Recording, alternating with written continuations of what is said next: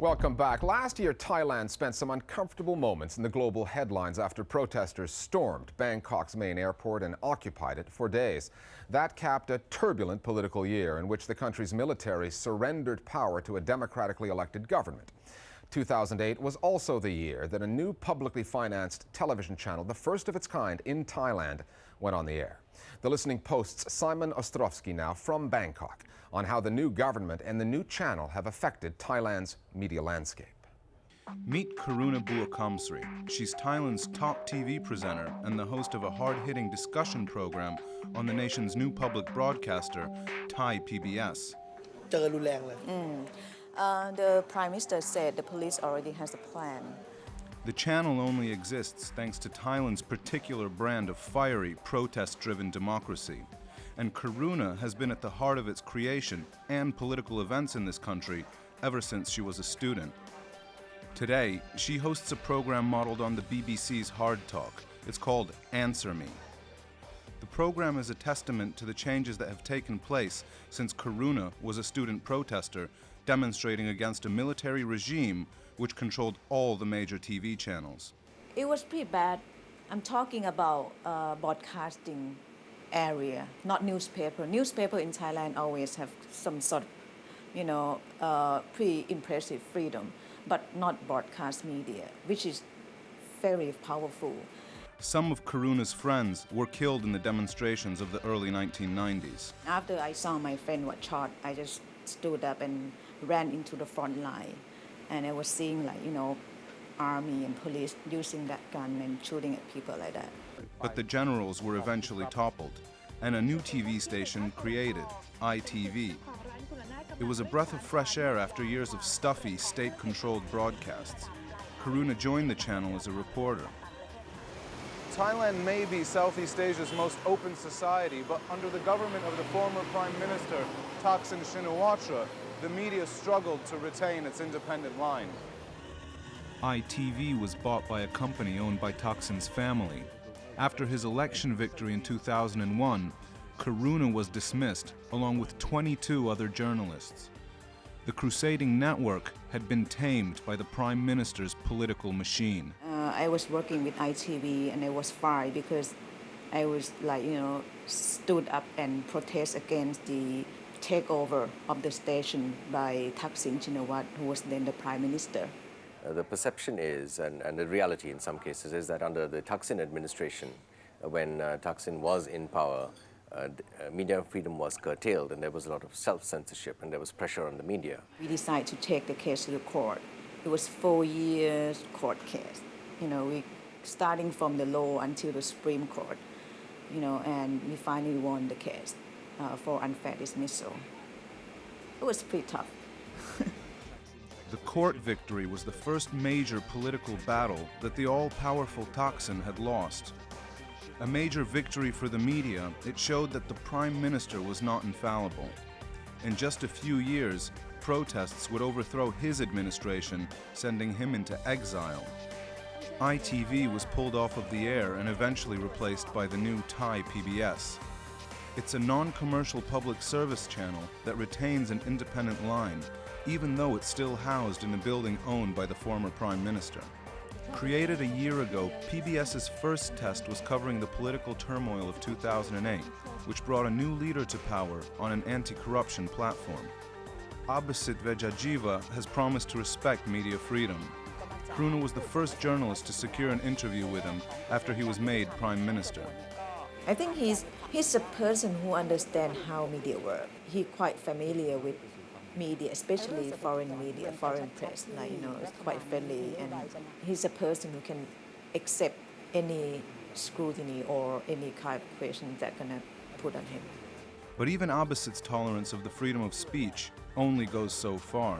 Recently, there's been a spate of cases involving laws that protect the monarchy from criticism, known as lèse majesté laws. One man was arrested when he didn't stand during the King's anthem. And in January, an Australian writer was sentenced to 3 years imprisonment on such a charge. But international outcry led the King to pardon him earlier this month. At a recent event, Abhisit took questions from a number of foreign journalists who raised concerns about the crackdown on criticism of the monarchy. Prime Minister, it has been reported in the press that there's been a large number of websites dedicated to criticizing and discussing the role of the monarchy. You have said it's one of your government's top priorities to monitor and to clamp down on these websites. At the same time, we have seen a large number of these so-called lèse majestés cases. Is something happening in Thailand right now? As far as the lèse majestés cases are concerned, I've also told the police chief that he must uphold the law, but he mustn't allow people to interpret and abuse the law. Every society has some taboo, and the taboo here is, for me, it's just one thing, which is about royal family. There was not much sympathy for those who fall foul of the lèse majestés laws here. Certainly transgressions might take place maybe by accident, maybe out of ignorance, or people just try and push the envelope. And if that happens, it's quite simple. You just have to be aware of the consequences and be ready to deal with them. The monarchy isn't the only sensitive subject here. A ruling party parliament member admitted the security services could also put pressure on the media. There are issues in Thailand which people tell me if you speak about them too much, you could get thrown out of the country as a foreign reporter. That is true. That is unfortunate. It's not all free, Thailand, and there are things in which it is beyond the government's control. Namely, the security people.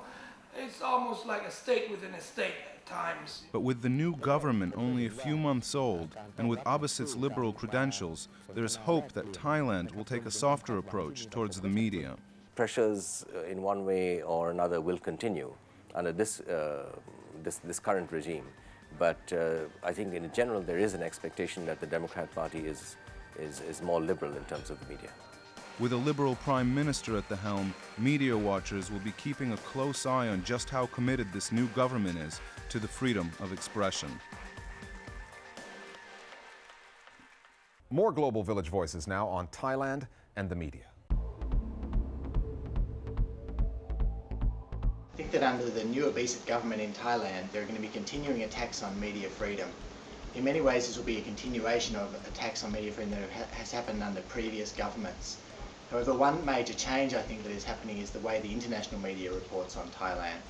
In the last few months, we've seen a number of major media outlets writing detailed articles about the royal family and their influence on politics. This has previously been a taboo topic. Media landscape in Thailand is changing. While mainstream media employ self-censorship, the new media such as internet gives space for open discussion, but now it's highly restricted by government policy.